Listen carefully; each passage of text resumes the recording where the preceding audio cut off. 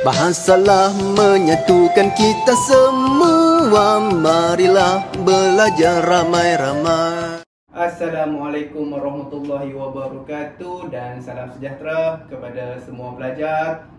Selamat kembali ke PDPR kita pada kali ini. Jadi saya harap semua pelajar dalam keadaan yang sihat dan sentiasa jaga diri kamu semua, okey? Hari ini kita akan teruskan pembelajaran kita bagi topik yang seterusnya. Jom kita tengok. Okey, baik. Kita tengok PDPR kita pada hari ini. Itu mengenai standard kandungan dulu. Okey, kita tengok standard kandungan. Yang pertama, standard kandungan 2.2. Membaca untuk memahami makna perkataan, rangkai kata, istilah serta ungkapan dan ayat dalam pelbagai bahan. Okey, kemudian standard pembelajaran kita pada hari ini yang pertama 2.2.1 membaca untuk mengenal pasti persamaan dan perbezaan maklumat daripada bahan dan sumber yang berbeza dengan betul menggunakan pelbagai teknik bacaan. Okey. Seterusnya 5.2.1 mengaplikasi pelbagai kata terbitan dalam pelbagai laras bahasa dengan betul mengikut konteks. Okey, hari ini fokus kita akan belajar tentang kata terbitan. Okey, kata terbitan. Okey, sebelum tu kita akan tengok dahulu video-video atau bahan yang akan diberikan dan kamu juga boleh rujuk ya. Sebenarnya kita akan rujuk juga dengan buku teks bahasa Melayu tingkatan 5 KSSM. Okey, kamu boleh rujuk dengan buku teks. Kalau buku teks digital pun dah diedarkan, okey.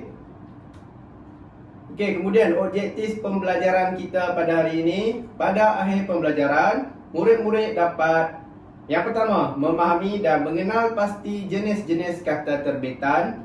Dan yang kedua, menguraikan justifikasi permainan tradisional perlu dimartabatkan dan mengemukakan permainan tradisional yang terdapat di tempat sendiri. Nanti kamu perlu terangkan kenapa permainan tradisional ini kita perlu martabatkan. Dan saya nak kamu bercerita permainan tradisional yang terdapat di tempat kamu. Okey? Kita mulakan kelas kita dengan tayangan video dahulu. Okey, nanti saya akan terangkan secara ringkas mengenai kata terbitan. Jim Rama ialah sukan yang menggabungkan beberapa unsur, iaitu muzik, balad, gimnastik dan radas. Radas yang digunakan ialah belatan, gelung, bola, ribbon dan tali.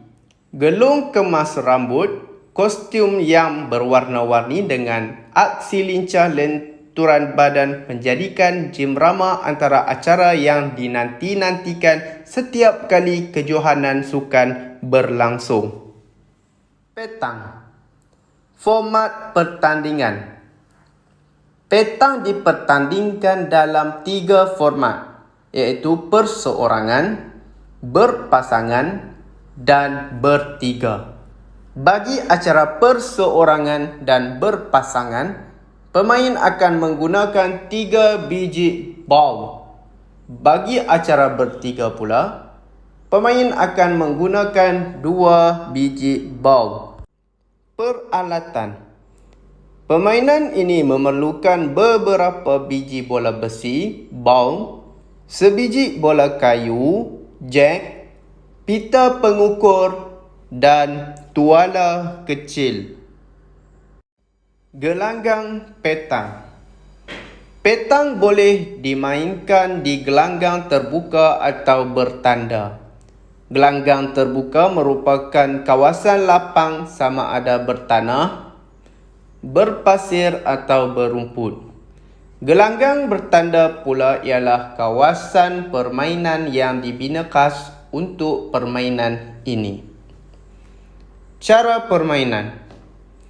Pemain pertama daripada pasukan yang mendapat undian melontar cek akan memilih tapak mula dan melakar satu bulatan membaling yang saiznya cukup untuk seorang pemain berdiri dengan kedua-dua belah kaki di dalamnya. Pemain pertama pasukan akan memulakan lontaran. Kemudian pemain pertama daripada pasukan lawan akan mengambil giliran melontar. Pemain melontar bola secara pointing sama ada rolls, half lob, high lob atau full lob mengikut kemahiran untuk mendekatkan ball kepada jack berbanding dengan pihak lawan. Penentu pemenang. Pasukan akan dikira menang setelah memperoleh mata penamat sama ada 9, 11 atau 13 mata mengikut ketetapan penganjur. Sekiranya masa pertandingan telah tamat dan pasukan yang bertanding belum berjaya menamatkan pertandingan, penentuan pemenang berdasarkan kedudukan semasa pertandingan. Sekiranya kedudukan mata ialah seri, satu pusingan tambahan perlu dijalankan bagi menentukan pemenang. Bowling padang merupakan sukan yang digemari di negara-negara Commonwealth. Permainan ini memerlukan beberapa biji bola besi asimetri yang dipanggil ball, bola kayu kecil berwarna putih atau kuning yang dinamakan jack, pita pengukur dan tikar. Gelanggang bowling padang dikenali sebagai green. Terdapat 3 jenis gelanggang, iaitu gelanggang yang ditanam dengan rumput asli, diliputi rumput tiruan dan dihampari kapet. Gelanggang rumput asli dan rumput tiruan berada di kawasan luar, manakala gelanggang berkapet berada di dalam dewan. Gelanggang luar dikelilingi parit yang mengandungi pasir halus dan tebingnya diperbuat daripada kayu atau konkrit serta dilapik dengan karpet atau getah supaya tidak memberikan lantunan yang kuat. Bowling padang dipertandingkan dalam 4 kategori, iaitu perseorangan, berpasangan, bertiga dan berempat untuk lelaki dan wanita. Bagi acara perseorangan dan berpasangan, pemain akan menggunakan 4 biji bol, masing-masing 3 biji dan 2 biji bol bagi acara bertiga dan 4. Teknik permainan ini adalah dengan mendekatkan bola asimetri ke arah sebiji bola yang lebih kecil secara leretan. Pemain perlu meletakkan sebelah kakinya di atas tikar sebelum memulakan permainan bagi membolehkan leretan yang dilakukan itu sah dan diterima. Dalam acara perseorangan, pemain akan mendapat 4 kali balingan bagi satu pusingan. Bola yang paling hampir dengan jack akan mendapat mata. Pemain perseorangan boleh mengumpul 4 mata maksimum dan 1 mata minimum. Pasukan dikira menang apabila memperoleh mata penamat 21 atau mana-mana yang terdahulu. Permainan ini memerlukan strategi dan fokus yang tinggi kerana bola akan bergerak serong. Melalui bowling padang, kecergasan badan dapat ditingkatkan kerana setiap leretan memerlukan banyak pergerakan fizikal. Sukan Commonwealth merupakan pentas gemilang bagi acara ini kerana bowling padang tidak dipertandingkan pada peringkat sukan Olimpik. Rampanau popular dalam kalangan masyarakat dusun, terutamanya di daerah Tambunan, Keningau dan Ranau di Sabah. Walaupun fungsi utamanya adalah untuk menyeberangi sungai, parit atau kawasan yang becak pada suatu masa dahulu, namun alat ini juga merupakan sejenis permainan yang mempunyai unsur hiburan dan keseronokan. Rampanau dapat mencerminkan nilai dan norma kehidupan masyarakat. Ketika pesta keamatan, Rampanau merupakan acara wajib yang dipertandingkan dan sangat ditunggu-tunggu oleh penduduk tempatan. Rampanau diperbuat daripada pohon sagu, kayu keras dan 2 batang buluh yang direka khas bagi menggantikan sepasang kasut dengan ketinggian antara 3 meter hingga 10 meter tinggi. Diameter saiz pemegang pula mestilah dapat digenggam oleh tapak tangan. Bermain permainan sukan rakyat ini boleh meningkatkan kecerdasan kinestetik. Cabaran utama dalam permainan ini adalah untuk mengawal keseimbangan badan, kekuatan dan kelenturan otot. Pemain yang jatuh daripada rampanau lebih daripada 3 kali dianggap kalah. Bagi memastikan sukan ini tak lapuk di hujan, tak lekang dek panas, permainan ini telah dijadikan sebagai permainan rasmi yang disenaraikan dalam sukan rakyat di Sabah. Terompah tempurung. Terompah tempurung merupakan antara permainan sukan rakyat yang masih popular pada masa ini. Cara bermainnya adalah dengan meletakkan kaki di atas tempurung. Ibu jari kaki menyepit tali dan tangan pula perlu mengawal tali ketika kaki digerakkan. Permainan ini bukan sahaja bersifat menyeronokkan, tetapi dapat menyihatkan tubuh badan dan meningkatkan kekuatan fizikal otot tangan dan kaki. Semasa bermain, akan terjadi pengecutan otot terutama di bahagian bawah kaki dan perut yang mengakibatkan kekuatan otot meningkat. Semakin kerap dimainkan, semakin tinggi daya tahan otot tangan dan kaki terhadap rintangan. Selain itu, emosi dan kesabaran dapat dipupuk.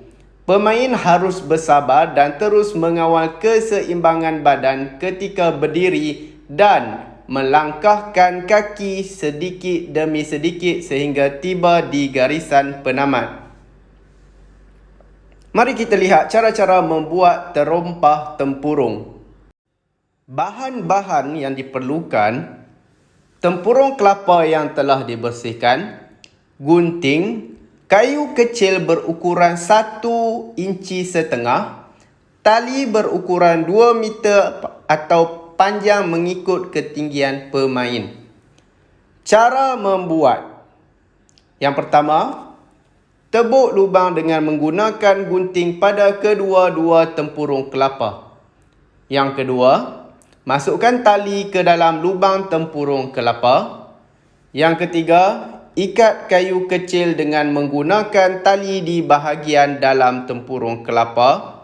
Dan yang keempat, terompah tempurung siap untuk dimain. Dan PDPR kita pada hari ini,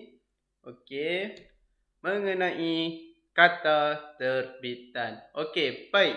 Kita tengok dan kita lihat apa yang dikatakan sebagai kata terbitan.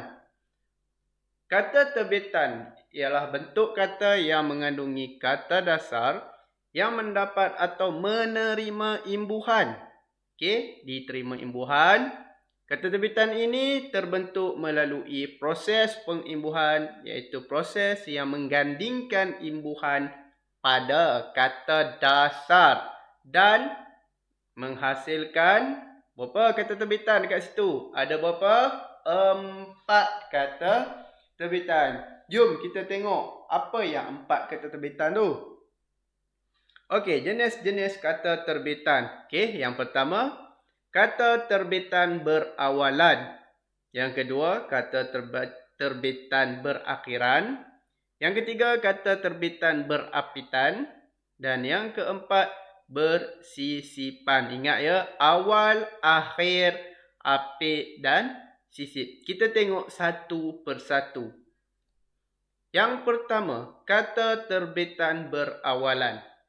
Kata terbitan berawalan. Hari ini cikgu nak terangkan secara ringkas je. Contoh pun cikgu bagi beberapa contoh. Dan kelas kita hari ini secara ringkas. Saya harap kamu semua boleh tengok video ni sampai habis. Kita tengok. Kata terbitan berawalan dapat wujud dalam kata nama terbitan, kata kerja terbitan dan kata adjektif terbitan. Apa yang dikata kata terbitan berawalan? Okey, kita tengok yang pertama. Kata nama. Pelari. Perakus. Apa imbuhan awalan yang diterima itu? Imbuhan awalan pe.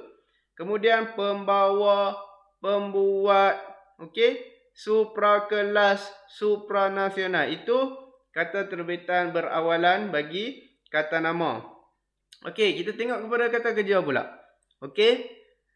Melawan, mengikat, merasa, okey, berjalan, berganti, berserta. Okey, itu untuk kata kerja. Dan yang terakhir kata adjektif. Okey.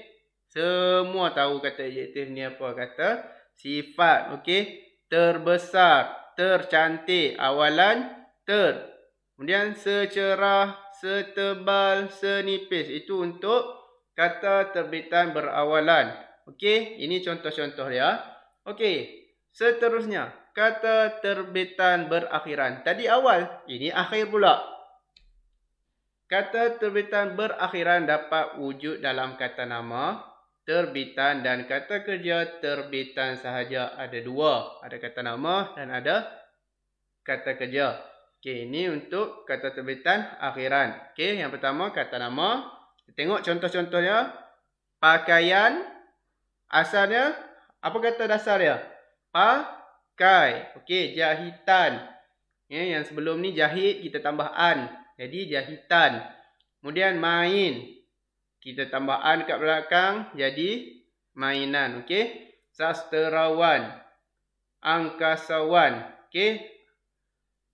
Kemudian kata kerja. Kata kerja. Gunakan. Besarkan. Buatkan. Okey. Yang kedua, duduki. Turuti. Berkati. Itu contoh ya. Itu contoh untuk kata terbitan akhiran. Okey, bagi kata terbitan berapitan pula. Okey, kata terbitan berapitan. Kata terbitan berapitan dapat wujud dalam kata nama, terbitan, kata kerja terbitan dan kata adjektif terbitan. Okey, ini untuk apit. Okey. Kata nama yang pertama, okey, untuk kata terbitan apitan. Kamu tengok betul-betul apitan yang pertama tu untuk kata nama. Dia bagi dekat situ apitan pean. Okey, kita tengok yang pertama tu pelaksanaan. Okey, pelaksanaan apa kata dasar sebenarnya? Laksana. Okey, kemudian perasaan. Kata dasarnya rasa. Okey. Kemudian kelainan. Asalnya lain. Okey, kemudian duka. Bila kita tambah apitan jadi kedukaan. Sebab tu orang cakap pesan jangan selalu berduka. Okey. Kedukaan ni apa maksudnya? Berdukalah, bersedih. Dapat keputusan yang tak dicapai, yang macam kita tak tercapai tu satu. Okey, jangan berduka. Okey, sebab kegagalan itu adalah langkah untuk berjaya. Okey, kemudian kata kerja. Kata kerja main. Kita tambah apitan jadi memainkan, melukakan. Okey, kamu boleh tengok contoh-contoh dekat situ. Okey, beralaskan, berlautkan. Okey, itu untuk apitan bagi kata kerja. Kemudian, kalau kata adjektif, kemelayuan. Kata dasarnya asalnya Melayu. Okey. Kemudian, kita tengok kata terbitan bersisipan. Okey, kata terbitan bersisipan.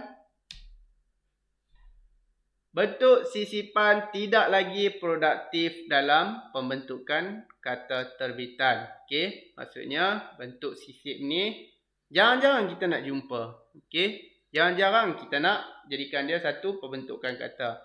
Iaitu kata terbitan baru tidak lagi dibentuk dengan sisipan. Bentuk-bentuk kata sisipan sudah membeku dalam kata terbitan tertentu dan tidak dapat hadir dalam perkataan-perkataan lain kecuali dalam beberapa istilah yang baru dicipta. Kata terbitan bersisipan dapat wujud dalam kata nama terbitan dan kata adjektif terbitan. Okey, ada dua ni. Kita tengok yang pertama, kata nama. Telunjuk. Okey, sisipan el dekat situ. Asalnya apa? Tengok. Telunjuk. Asalnya tunjuk. Okey. Keruping. Seruling. Okey. Sisipan er dekat kuping jadi keruping. Kalau seruling, suling. Sisipan er jadi seruling. Okay, jadi benda-benda ni memang dah ada dah. Memang dah membeku dah dalam perkataan-perkataan bahasa Melayu. Okey, untuk kata adjektif pula. Kelebak, selera. Okey, macam selera asalnya ialah serak. Okey, bila tambah sisipan el jadi selera. Kemudian gemilang, semerbak. Okey, kalau gemilang asalnya gilang. Okey, tambah em sebagai sisipan jadi gemilang. Okey, kalau semerbak, serbak. Okey. Okey, itu saja untuk penerangan saya secara ringkas bagi kata terbitan. Saya harap dengan penerangan saya ini dapat memberi manfaat kepada semua pelajar, kepada kamu semua, dan kamu boleh faham apa yang dikatakan sebagai kata terbitan. Ingat ya, kata terbitan ada 4. Ada awalan, ada akhir, ada apitan, dan ada sisipan. Okey, sekian saja. Terima kasih. Assalamualaikum dan jumpa lagi. Bye. Kalau ada sumur di ladang, boleh hamba menumpang mandi. Kalau ada umur yang panjang, boleh kita berjumpa lagi. Sekian. Terima kasih.